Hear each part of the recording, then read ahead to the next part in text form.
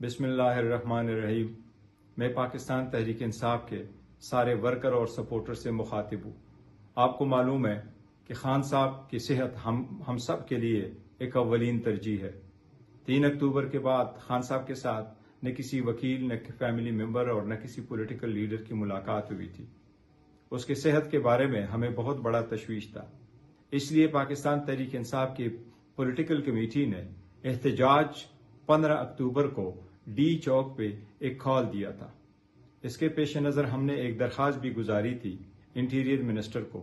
اس میں ہم نے درخواست کی تھی کہ ہماری پولیٹیکل لیڈرشپ کو یا ڈاکٹر کو یا فیملی ممبر کو ملنے کی اجازت دی جائے تاکہ اس خدشے کو ختم کیا جائے اور ہمارے ورکر اور سپورٹر میں جو تشویش پائی جاتی ہے ان کا اطمینان ہو سکے کہ خان صاحب کی صحت ٹھیک ہے۔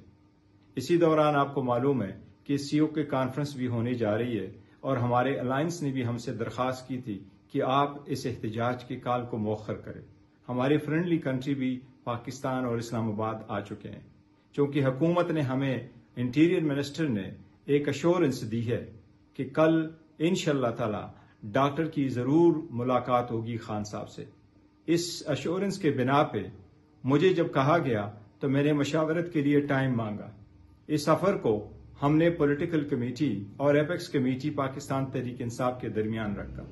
پاکستان تحریک انصاف کی قیادت اور پولیٹیکل کمیٹی نے یونانیمسلی اس بات کو قبول کیا اور اس کے پیش نظر ہم کل کے احتجاج کو مؤخر کرتے ہیں۔